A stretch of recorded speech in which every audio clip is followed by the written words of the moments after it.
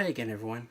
Scott Pyre Popcorn fan here, and I am going to be continuing my series of Harry Potter movie reviews, and this time I'm going to review the third Harry Potter movie, Harry Potter and the Prisoner of Azkaban. Now, Harry Potter and the Prisoner of Azkaban actually came out 2 years after Chamber of Secrets. I believe it came out in 2004, because Chamber of Secrets came out in 2002, and then Prisoner of Azkaban came out in 2004. I actually saw this movie in theaters. I remember seeing Prisoner of Azkaban in theaters, and that was like around the time where like movies started to get more serious, like movies that I was starting to watch more.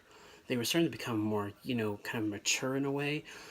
That was like my phase in my life at that time period, because in 2004 I was like 9 years old.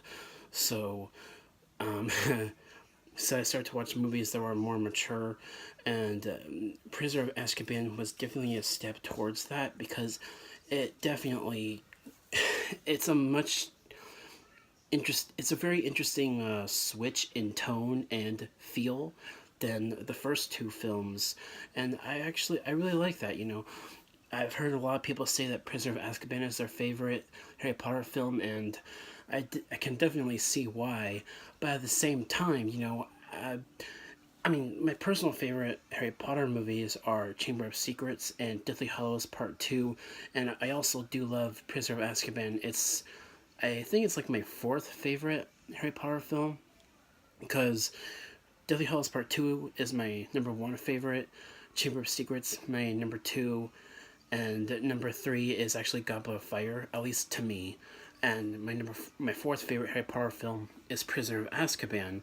And what I really like about this movie is that because this movie came out 2 years later, you can definitely tell like the difference in age for the actors. Like you can definitely tell that Daniel Radcliffe is a little bit older than he was when Chamber of Secrets came out. You can definitely tell like the age difference, even though there's every movie in this series is like it's set a year after, because it's years 1 through 7, and even though it's like just like a year later, it still feels like 2 years later, because the actors look like they're a lot older in Prisoner of Azkaban than they did in Chamber of Secrets. I always thought that was interesting, and I really like this movie because it really does set the tone for the rest of the films in the franchise, and it has, of course, the new actor that started to play Dumbledore after I forget his name, but the previous actor that played Dumbledore, he passed away, and then they had to find a new actor, Michael Gambon, to play Dumbledore. And as different as he was, I still really like his version of the character. It's definitely like more. I don't know. I guess he's like Michael Gambon's like portrayal of Dumbledore is different, but I also do really like it.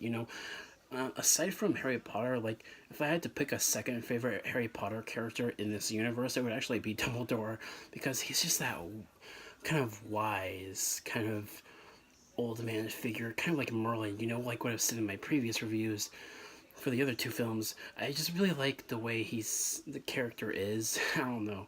But yeah, so of course, there's a little more character um, motivations. It definitely feels like more of a drama, Prisoner of Azkaban, than the previous two films. It definitely feels like more of a character driven story.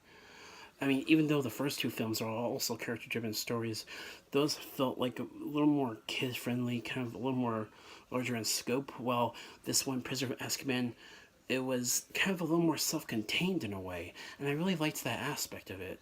And I liked the more creepier, like, tone and atmosphere of this one. It feels a lot more realistic, a lot more grounded.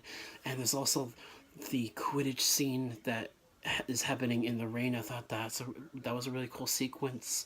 There's a lot to praise about Prisoner of Azkaban, and there's just not much else to say. It has once again an amazing score.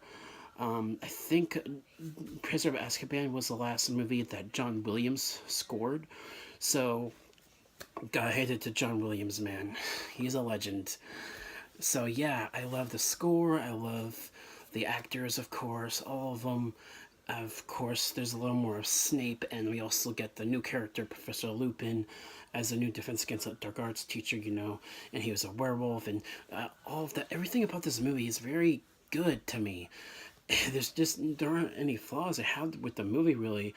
Well, I guess if I if I was just a little bit nitpicky, I guess near the end when they are do the whole time traveling thing, it does feel like it's sort of treading just a little bit because it replays scenes, but with the characters like seeing those same scenes from a different perspective. It's interesting, but at the same time, it's a little bit just like adding on, So that's really my only complaint about the movie. Other than that, I love it.